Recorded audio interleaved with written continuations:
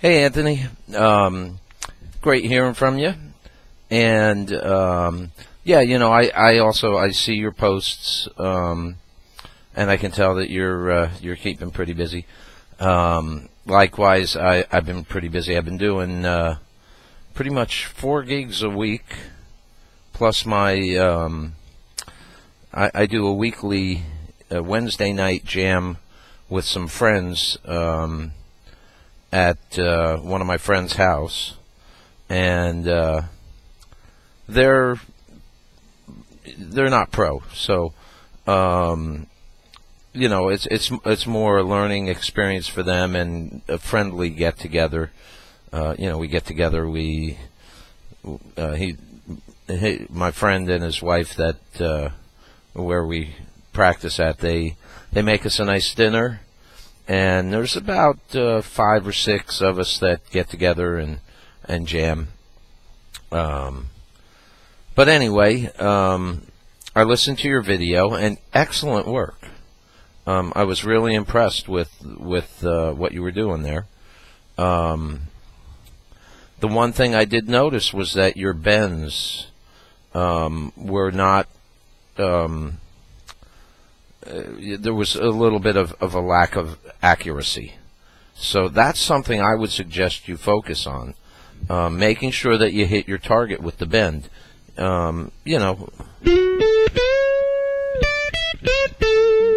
me get you the camera angle here. There we go.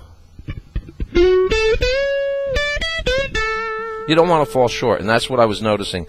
You seem to be falling a little bit short. Instead of... So you want to identify your target. There's the target on the first string at the 9th fret. So when you bend this note, you want to match that note. Same thing down here.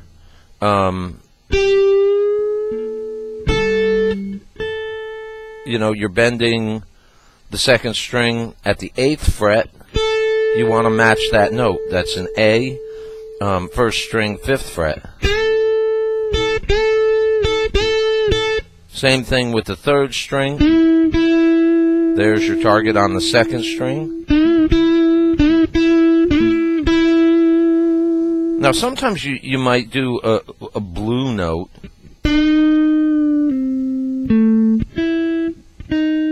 Notice I was targeting that. So, that's a great way to just practice this, is to find your target note and then bend to match it.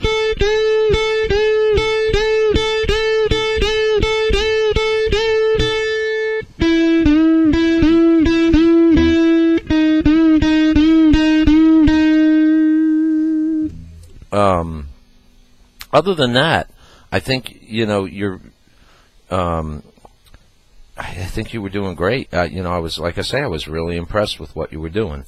So, accuracy on the bends will really help to take you up another notch.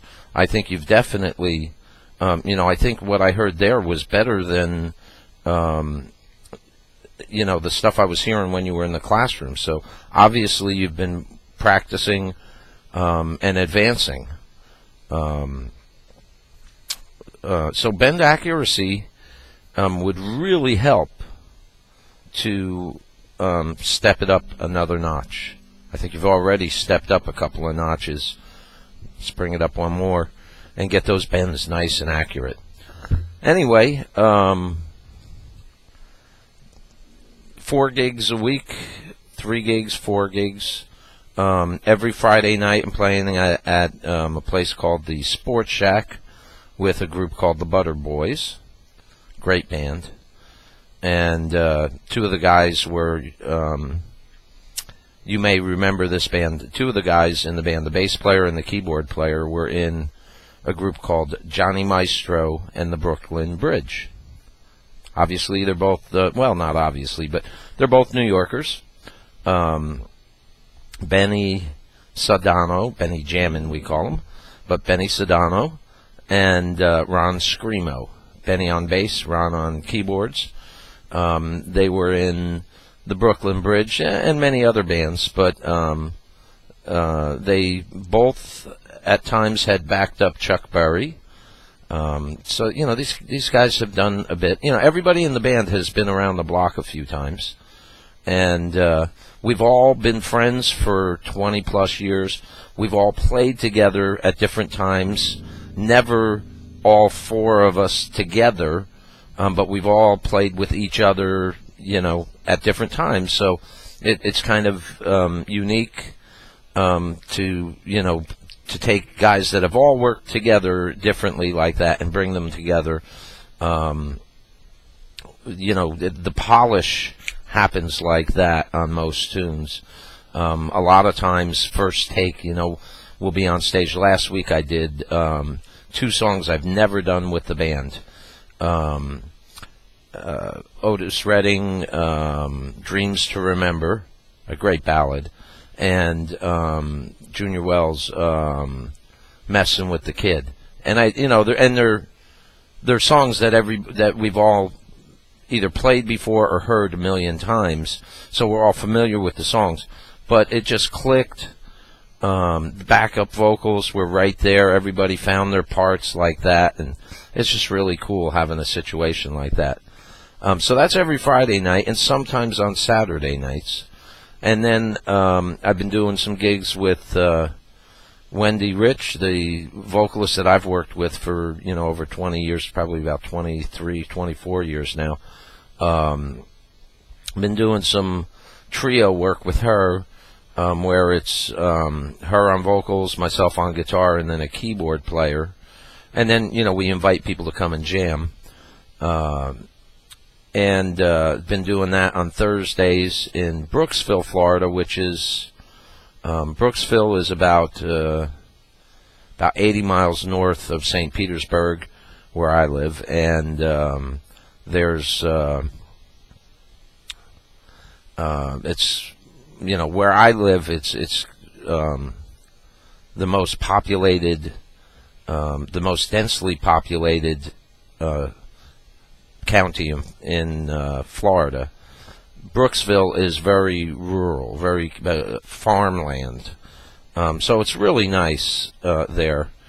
I just love the wide open space like that. So Brooksville is very cool. And then Sundays, doing one at a place called the Fisherman's Shack.